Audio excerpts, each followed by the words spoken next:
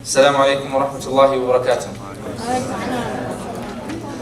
بسم الله الرحمن الرحيم. الحمد لله رب العالمين والصلاة والسلام على خير خلق الله وعلى آله وصحبه ومن استنى بسنته إلى يوم الدين.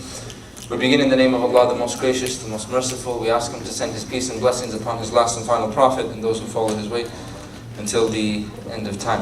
So I'm the exception to the rule. I'm going to have my phone out. Okay, I hope Brother Kamran doesn't mind. I just have some notes on it. I'm not on Facebook right now. Maybe before Salah I was, but so I'm the exception. So don't get mad at him or me why I got to have my phone out. All right, it's a temporary exception for the time being. So just out of a show of hands, right? I need to assess the situation right now. So I'm gonna ask a few questions. Out of a show of hands, who has a phone? Like who owns a phone? Raise your hands high. Raise your hands high. Raise your hands high. Keep them up, keep them up, keep them up, keep them up, keep them up. Okay, that's good, that's good. Okay, put it down. Now, that's good. Now, those of you that raised your hands, I'm just curious because I want to see. What age, how old were you when your parents gave you your phone? 10. 9? 11. 10. I don't have service. I don't have service. 11.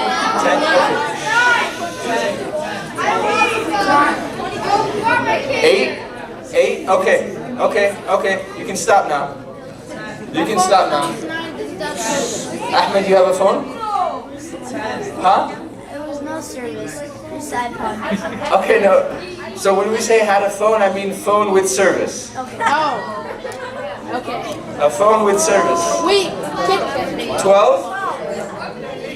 Hold up. Those of you that said 9, you had phones at 9 without service? Yeah. I didn't have service. Okay.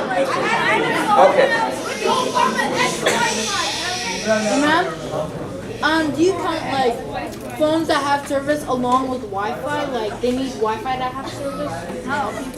Okay, we'll keep the question in general. We don't have to get into specifics. Okay, brother Kamran, who was next to me, he said he got a phone at the age of 18. He said he got a phone at the age of 18. I got my first phone at the age of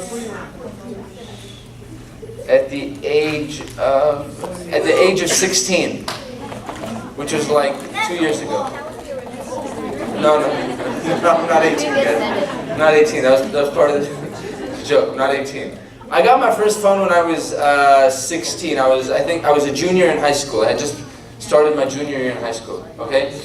When I got a phone at age 16, like in my junior class, I was amongst the first people to have a phone. Okay. So like you're the cool kid in school. Right, but you know what my phone was? It was like this gray Nokia. With the small green screen.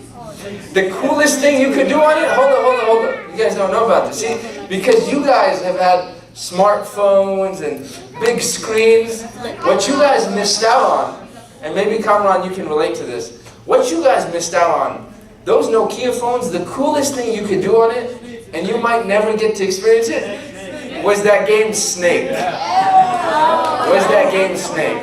already played it. I played it. But see, some of you might have played it. You played it in color. We played it in black and white. Okay? I played it. So like, and the phones were much smaller. Right? The phones were much smaller. Now, like you play it even on this type of phone, like you got a whole bunch of room. It took skill. Because the phone was like that small. So like you had to make sure like you had to squeeze your thumbs together and I got really good at it. Don't get me wrong. I got really good at it. But then you know what happened? When I became a senior in high school, and I'm trying to get the timeline right. When I became a senior in high school, either towards the end of the year or beginning of the year, I can't remember exactly. My parents gifted me a new phone, right? Because technology was advancing and things were changing. And they gifted me a new phone. And it was like this small Motorola flip phone. Okay? And when I got that flip phone, like, I went from cool to coolest. Because that was like the thing. You had a flip phone? Like, it was like, wow. You know? Like, you were the man on campus. It was the iPhone X. And it was this small flip phone, right? Someone calls you, you pick it up, you flip it open, you talk on it. Wow, right? And now if someone walked in with the flip phone, now, it's like, okay, what's wrong with him? What's wrong with her? Right? You know what's funny about this? Is that, you know, I don't know what kind of phones you have, right? Whether it's a Samsung, an Apple, or whatever it is, right? But you know, and so I'm talking about when I was 16, 17. I'm now, and I don't like to usually reveal my age, but see, this is always difficult to do because now I have to admit that I'm old, right? Because at heart, I'm really young. Just so you know, at heart, I'm really, really young. I feel like I'm your age, right? And sometimes when I wake up, I feel like I'm that young, but then I try to like move the way you guys move, and my body doesn't necessarily respond properly, right? My reaction's a little slower. I have two young daughters, so they're like both moving really quickly. And sometimes if I move quicker than I think I should, you know, I get stuck in a position. Oh! my oldest daughter, Samantha, she goes, Baba, what happened? I'm like, you know, Baba kicked in. That's what happened, right? But imagine, so I'm 33 now, right? I'm talking about when I was 16. That's about 17 years ago, right? Imagine 17 years from now, that's like crazy, because you guys will be so much older, right? 17 years from now, if people saw the phones that you guys have today, they would look at you like, what's wrong with you? Right? And that's the way it's changing, right?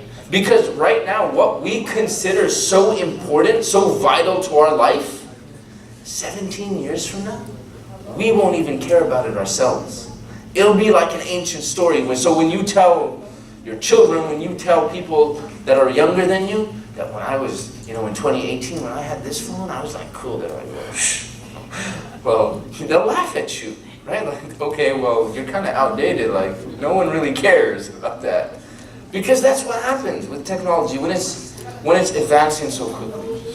Also, I wanted to see, so I'll name a few apps and, you know, different social media platforms, and I'm just curious who has them. So if I'm going to name them, if I name them, just raise your hand if you have them, and I'll raise my hand as well, because you'll see I share in this madness as well. So if you have Facebook, raise your hand.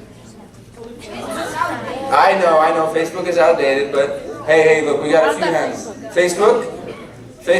No Facebook. It's not Facebook? Inshallah. Okay, cool. You can put your hands down. Okay, cool. I know. Facebook is slowly getting outdated. What about who's got Twitter? I got Twitter. Twitter? Snapchat. Everybody. Okay. Put your hands down. This next one, I think that very few will have it, but like most of my communication with people and most of my work happens over this next one. Who has WhatsApp? Oh, I do. Oh, wow. Yeah? I'm so amazing to log into my account. Okay, perfect. Put your hands down. I don't know about you guys, but for me, just from like a work perspective, WhatsApp is one of the most useful things I use. Whether it's connecting with other imams or just other people or being in groups, whether we're talking about something religious or something sports related, right? You know, whoever created WhatsApp, may Allah guide that person to Islam and bless them, because that person has facilitated so much for me in my life. Ameen. What about good. What about Instagram? I have Instagram? I have 100 followers. You got 100 followers? I think you got more than me. Okay. Put your hands down. Okay, this is the last one I'll ask about. This is the last one I'm curious about. Who has Snapchat? Has Snapchat? Snapchat? I have Snapchat too. I have Snapchat. Can we go into like games? Okay, put your hands down.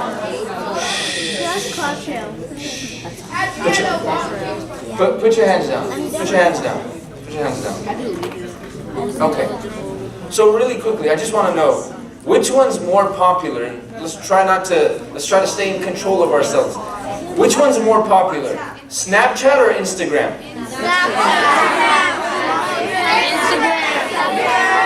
Okay.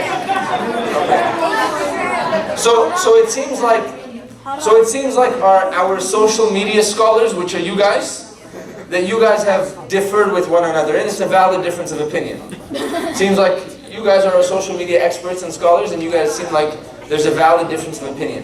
Snapchat and Instagram. You know, I'm born and raised in California. I'm a California kid, Los Angeles. I'm all about Los Angeles, right? I'm not a Lakers fan. Me and Kamran actually, when he picked me up from the airport, like at 6 a.m., we were talking about the Sacramento Kings. And I was telling him how, like, back in the day, I was a Sacramento Kings fan. And when they kept losing to the Lakers, I felt the pain over there in LA, right? And my friends would make fun of me when the Kings lost because they knew I was going for the Kings. But I took one for you guys. I took one for you guys, all right? Because we're part of this team. Thank you. But I spent I spent 7 years of my life in Medina, in Saudi Arabia. I was going to school there, studying Islamic law, right? So, I would keep up with my phone and whatnot, and social media and whatnot, but I was a little outdated at times. Reception's a little slower, and, for things to load, you have to wait a little longer, right? So when I moved back to the States in 2015, my first year back, one of the things I was doing a few hours a week, I was teaching some high school students, right? And this is in 2015, right? Before Instagram kind of changed their settings to where you can make videos, and Instagram just recently came back up, right? Yeah. Yes? Okay. I still haven't transferred over to Instagram, so I'm not sure how it works yet.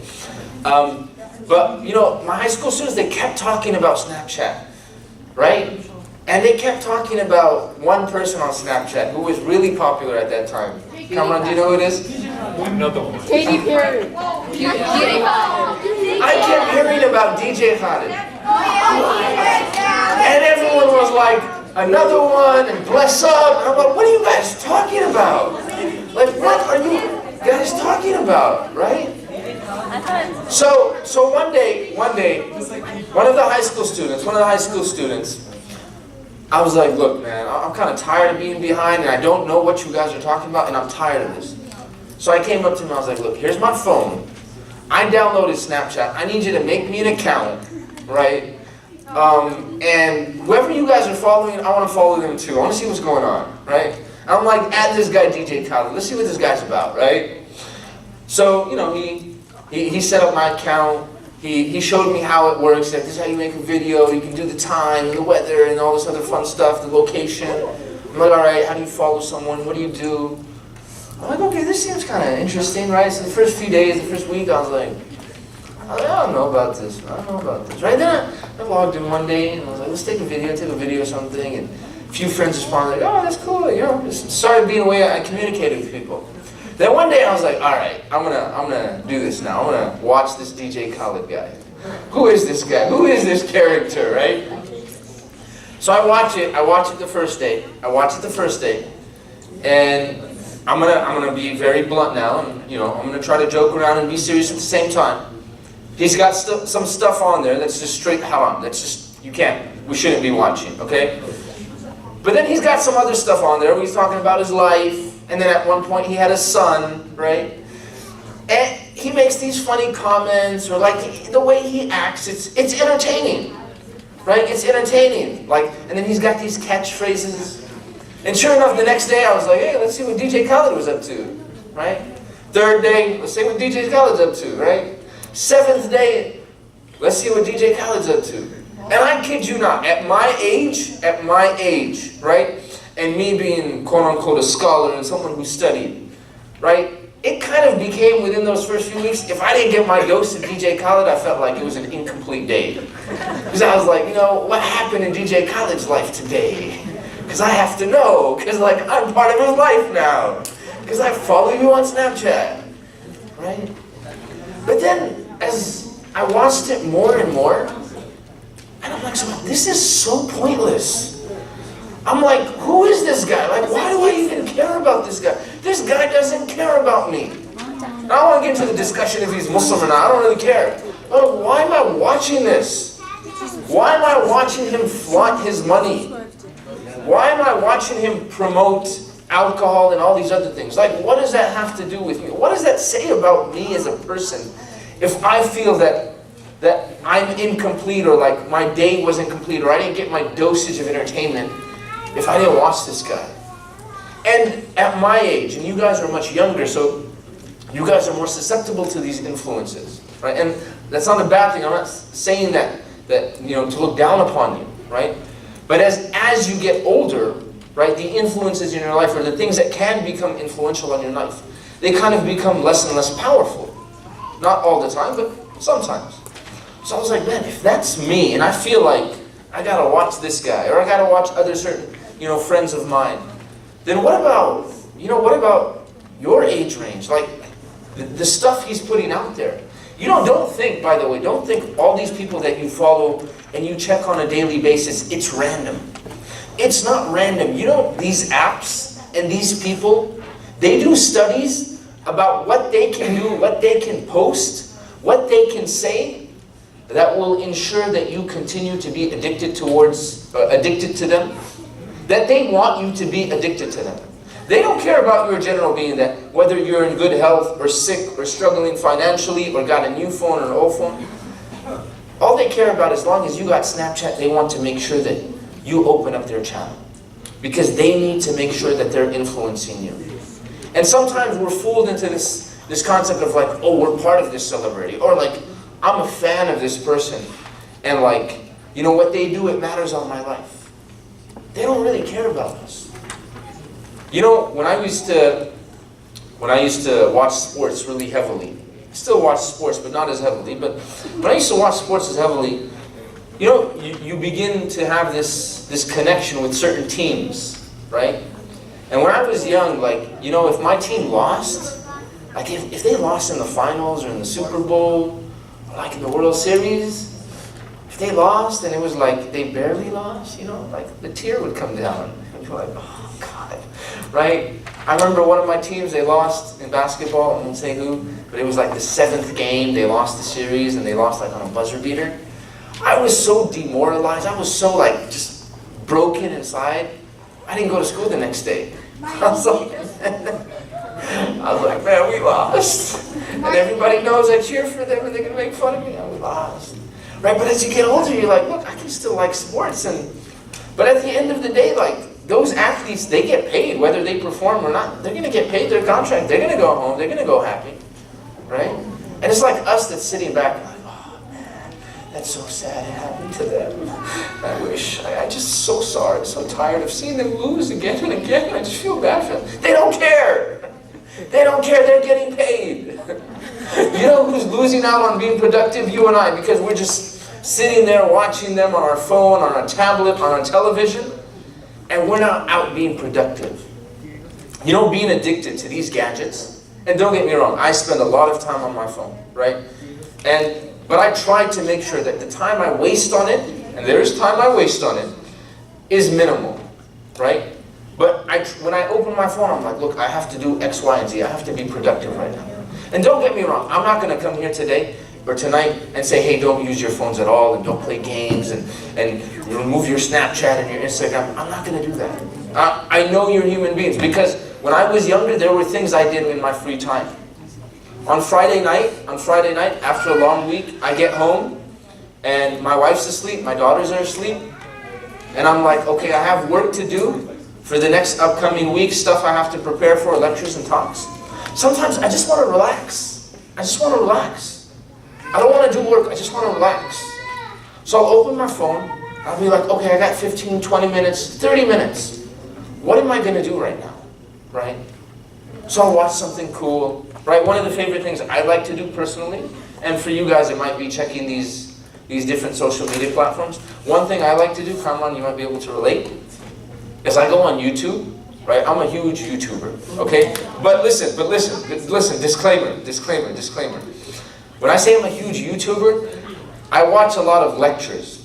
I promise, right? And I say that disclaimer because I'm an imam at a masjid also, right? And there's a gym by the masjid. So sometimes before I have to go to the masjid, or after I'm finished at the masjid, I'll go to the gym, right? And I'm on the treadmill or working out or whatever. And what I like to do personally is sometimes when you go to the gym or you go to certain places, there's like music blasting. And if you listen to the lyrics, it's just horrible. And I'm not here to tell you music is halal or haram, right? You can ask Imam Aziz, Imam Sharif what their opinion is. I'm not going to come here and give you my opinion. This is their community. They are your leaders. You ask them, right? But a lot of what you hear, especially like in those places, is like talking about fornication and adultery and wrong relationships and cursing and all that other fun. It's just garbage in your ears, right? So I try to listen to stuff, like productive stuff, like talks and lectures, and it's difficult because you need that motivation, but you're trying to listen to this stuff that's beneficial. And I have and don't judge me, I have the Beats wireless headphones. Okay, don't judge me. I know most imams don't have those, all right? But I have the Beats wireless headphones because they're convenient and the sound is good. Because the sound is good and they're convenient, right? So all the time when I'm working out, before the masjid, after the masjid, kids, youth in the community, high schoolers, college kids, they come up to me and they're like, Sheikh, what you listening to? Hey, Sheikh, what you listening to? I'm like, man, I know this looks so wrong right now.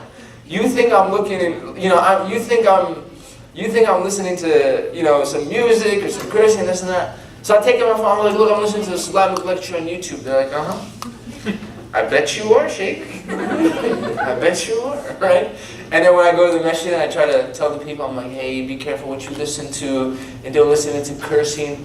They're like, oh, so like the stuff you listen to at the gym? I'm like, guys, come on. I promise I'm listening to YouTube, right? But so I'm a huge YouTuber, but I think YouTube can be used in a productive fashion, right? One of the things I like to do on YouTube when I'm quote-unquote wasting my time or not being productive is I'll look up old sports highlights, like when the Kings were good or when the Niners were good, right? I'll just watch highlights from games.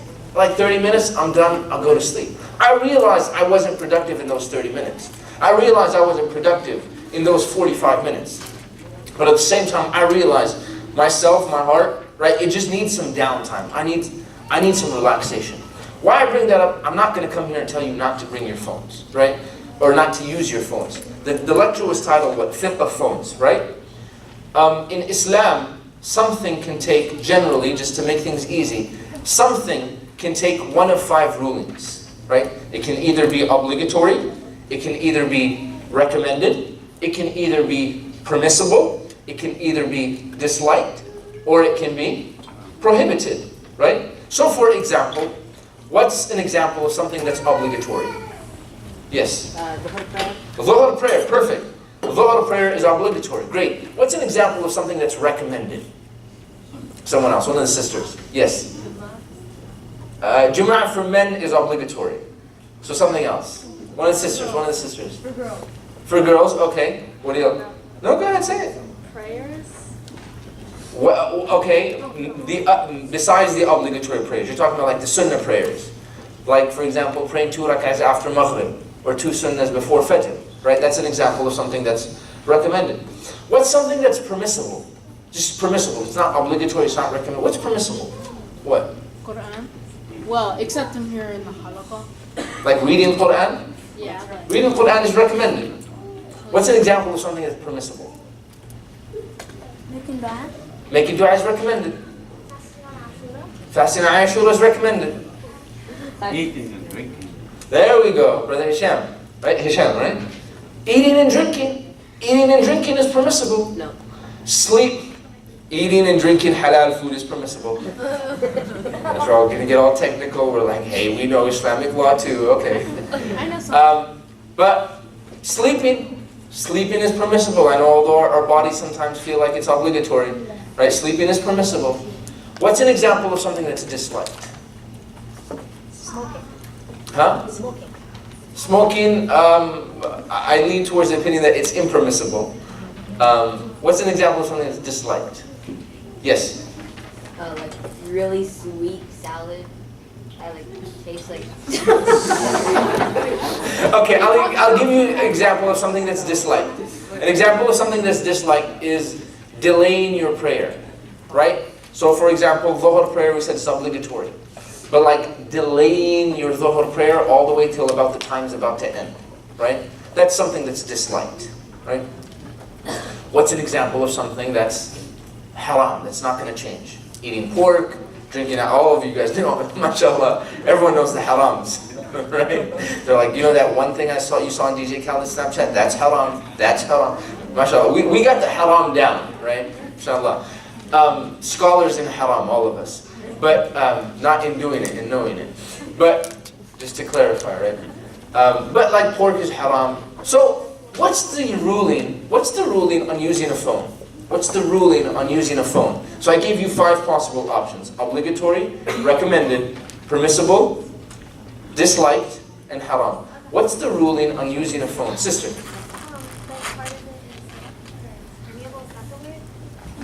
Permissible. Part of it is it can be like recommended because like like So you're saying it can fluctuate between all of them or just a few of them? fluctuate between all. It can fluctuate between all of them. Is that what you were going to say? What were you going to say? You're going to say it's permissible? Okay. Ahmed, you raising your hand? Did you raise your hand? Thank the Lord, I forgot it. No, Okay. he didn't. Go ahead. Permissible and disliked. Permissible and disliked. Okay, so 2 categories. What do you guys say? I say like the girl said, fluctuating. It can fluctuate between all 5? Yeah. Okay. So for example, you have a working phone with service, right? And your mom is worried about you. And she's like worried that something has happened to you or something like this, right? And she needs you urgently. And she texts you or she calls you and you see the text or you see the phone call, right? And you're not busy with anything else. It's not a lecture. It's not a time where you've been asked to put your phones away. Responding to your mom in this specific situation is what? Obligatory. It's obligatory, right? Because obedience to parents is obligatory, right? And by the way, if your parents ever text you or call you, and they've given you a phone, and they've given you that great blessing, because understand, like, we don't realize because we take this for granted, or whether it's this or a tablet, or even a TV for that matter, we take it for granted. It's not a necessary part of life. You can live without it. I know it feels like we can't. Like, I feel like when this is in my pocket, I breathe properly. But when it's not in my pocket, like, my breathing is altered. I get it too. I suffer from that too, right? Or like the day you leave the house and like your phone's at home and you're like, oh my God, la ilaha illallah. The world's coming to an end. The day of judgment, here it comes. Is this one of the signs, Imam Aziz? Brother Kamran, is this one of the minor signs or the major signs? Because I forgot it, right? But if they've given you, and we forget that, right? Because when we think about blessings, we think about a lot of money, we think about the things that we see that DJ Khaled has or whoever's popular nowadays. This is a blessing. This is a blessing. If you have a phone, if you have a working phone, thank Allah. Thank Allah that He gave you a working phone. But part of thanking Allah is using this in a manner that's pleasing to Him. Because if you use it in a manner that's pleasing to Him, He'll bless you with more. More might mean that you'll get the next phone when it comes out. More might mean that the next time it drops from your hand, the screen won't crack. And man, the screen cracking, that is painful. That is painful. That hurts, like here, like the heart, like it shakes the heart. You know, anytime I get a new phone, I make sure I put the tempered glass on top of it. You saw how it almost slipped out of my hand? The screensaver. The tempered glass, which is a screen protector, right? So one day, one day, oh, actually when I got this phone, like last year or something, before I got to the masjid, I had the phone, switched my contacts, got the tempered glass, put it on top, and I was like, oh, this is great, right? Went to the masjid, right? Led Maghrib, led Isha, gave a short talk, walked out the masjid, was about to get in my car, and it's okay, it's just some kids having fun, We used to do it probably when we were that age. I still do it sometimes. But, I gave a short talk, right? I got out some of the kids, they were throwing around a football, right? I had a thobe on, right? They're like, oh, Sheikh, can you throw? And I was like, can I throw? I was like, I know I look old, but come on, right? So they gave me the football, I just chucked it, I threw it, went really far, and they're like, oh, wow! And as it's going, I feel the phone fall out of my pocket. Pop! Right? Alhamdulillah, I had the tempered glass on, right? But even the tempered glass, I had this big crack over here, right? And I was like, oh. It's so temporary. It's like, man, that hurt, man. I just put this tempered glass on. But that's the dunya, right? But if you thank Allah for these blessings, Allah will increase you, whether that means the new phone, or He'll protect it, or He'll give you good service, because having bad service is one of those punishments that, it's very difficult. But if your mom or if your father ever texts you or ever calls you, and they're worried, where are you, or they're asking you a question, don't you dare ever think twice about responding. When you see it, you respond immediately. When you see it, you respond immediately. At one point during my life, I know it's hard to believe I was your age. Right? It's a very, very long time ago, like the Stone Ages. But I know sometimes your mom, your dad, they call you, they text you, and you're like, oh, again. You want to know what I'm up to. You want to make sure I'm not doing haram. But then what happens is you get older, right? And, inshallah, when that time comes, much later on in life, you have kids. And then they become your life. Like they become one of the purposes of your existence. Like you find enjoyment and fulfillment through their happiness. Your parents, they care about you. They may have very strange ways of expressing it at times. I understand, okay? My mom still calls me. She goes, did you pray Fajr at the masjid? I'm like, not today. She's like, oh, Imam, you didn't pray Fajr at the masjid, huh? I'm like, Mom, I don't think you can do that to me. Like, I'm older now, I have kids. You can't do that. She's like, I'm your mom. I was like, good point. Good point, Mama. Good point. You got me there. Don't you ever not respond, right? So if your parents have given you a phone, don't ever not respond. That's a huge, right? So that's obligatory. Where can your phone be recommended? You open a Quran app, you open a dua app, prayer times, you're trying to find the location, yes. Business? Like a business message? Business, if you're trying to earn halal money for yourself. Grab a compass. Trying to find the qibla, what direction to pray in, yeah. Watch it, like teaching yourself something. Teaching yourself something, listening to something beneficial, right? That's recommended. When can be using a phone permissible? Playing a video game, watching YouTube, as long as it has no haram things associated with it, right? As long as you're not watching anything that's haram. Yes, what do you mean? Would Fortnite be haram? Okay, so I'm gonna be very honest. I keep hearing Fortnite. I just know it's a game. That's all I know. Kamran, I'm gonna let you handle that one. I just know it's a video game. My dad completely bans Fortnite. He thinks that, like... Is Fortnite got killing in it? Is that what it is? Well, yeah, but like, he thinks that if we adapt to like a shooting game, we'll think that life is a game of Fortnite. So let's stick with what's permissible. What's permissible? I mentioned what's permissible, right? Watching sports highlights, watching something that's, doesn't have any haram aspects to it or any sin to it. When can using your phone be disliked? During a meeting? During a meeting? It's rude. But I'm saying disliked Islamically. It's rude to use your phone in a meeting. Or when you're conversing with someone, it's rude. But Islamically, when can it be disliked? Yes? You're like That's not permissible. With your brain. Not permissible. When you like make a good comment about Trump like hating Muslims, When you make a good comment, like something benefiting the post, when like oh, okay, so like you're like pro-Trump. Like you're like pro-Trump. You're not pro-Trump, are you? No, I'm not. Because then we're gonna have to end this friendship. I'm not. Okay, good. I don't have Facebook. Okay, good. I don't have any social. Good. You're not that Muslim on Facebook that always promoting Trump. You're not that guy, right? I'm not that Okay, guy. good. Just I making don't have sure. Facebook. Because there are those ones out there, you're like, what's going on here, right? But when's it disliked? I'll give you a simple example. I said, hey, you can do stuff that's permissible, right? But what if you're on your phone and you're just like wasting excessive time? Or you're up at night and it's like 2 a.m. and you know already Fajr is difficult to get up for. Fajr is just one of those things that for the majority of your life, it remains difficult to get up for. But you're like just staying up late at night. Then it's disliked, right? Because you're just wasting excessive time, right?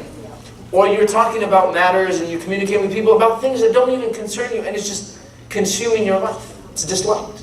And when can it be prohibited? Easily. When you're doing stuff that you shouldn't be doing.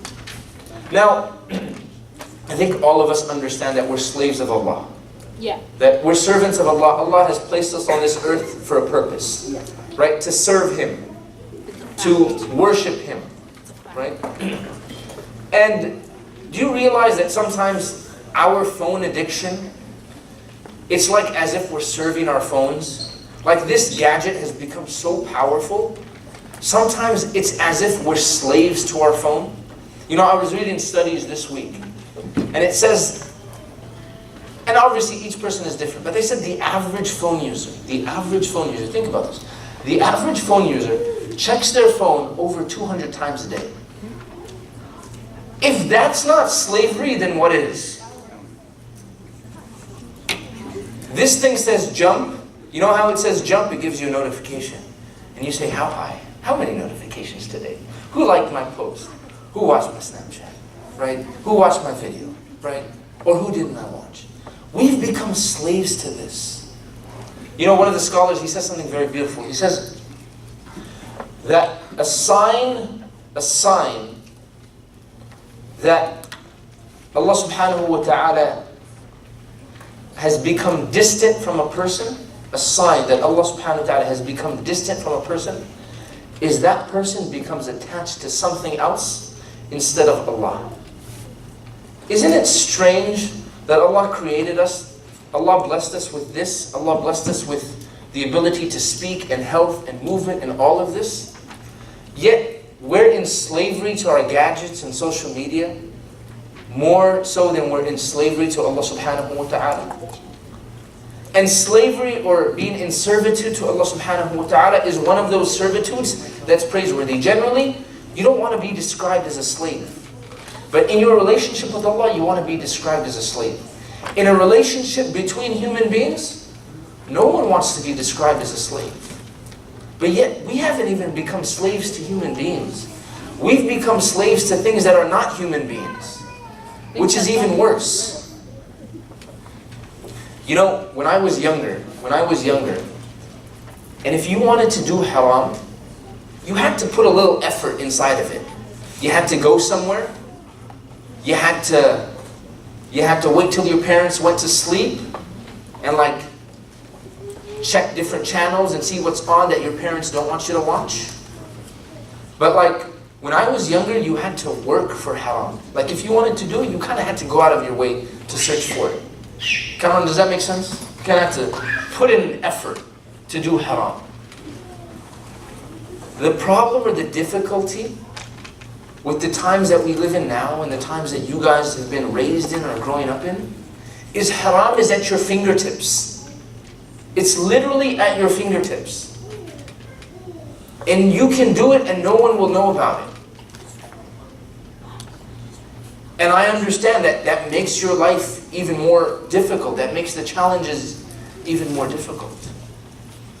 But because it's so much easier to commit haram in your life right now, because it's literally at your fingertips, when you stay away from it, when you say, hey, I know I shouldn't watch that. I know I shouldn't check out that brother. I know I shouldn't check out that sister. I shouldn't look at the pictures like that or those pictures, or watch this or watch that. When you stay away from it, and it's at your fingertips, the reward is that much greater. The reward is that much greater. Because the haram was easier, it was easier for you to access, and you made that conscious decision to stay away from it, the reward is that much greater. And there's one of the things that we do a lot on our phones is we communicate. We talk to people, we comment on stuff. There's a beautiful saying that's related to the great companion Umar ibn Khattab radiyallahu anhu.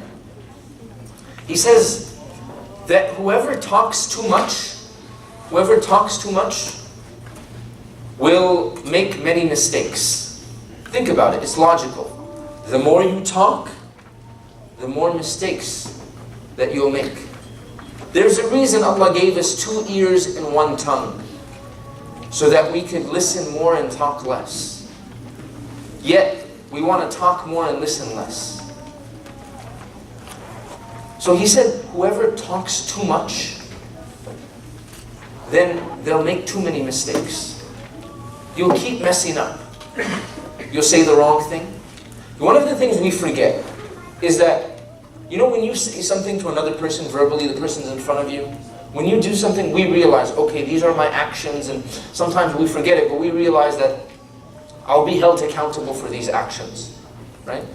But sometimes when we pick up our phone and we start typing away, or we start making a video, we forget that every single action that we do on our phone, every single movement, every one of our fingers makes, is an action that is being recorded in our book of records. If there's something that we said offensive to someone, if we took a picture of someone at the masjid and then I sent it to someone, I said, hey, look at this dude, look at this, the way he's dressed, look at this sister, look at the way her hijab is, look at the way she's dressed, look at her clothes. And I just sent it to someone. So yeah, right? I made this funny face. Yeah, what a fool, or I feel bad for this person. We forget that every single one of those actions will be recorded. When you pick up your phone, the next time you pick up your phone, or every time you pick up your phone, remember that this is an action that's being recorded. Whether the movement is small or big, whether my phone is turned this way or that way, it doesn't really matter. It's still an action that's being recorded.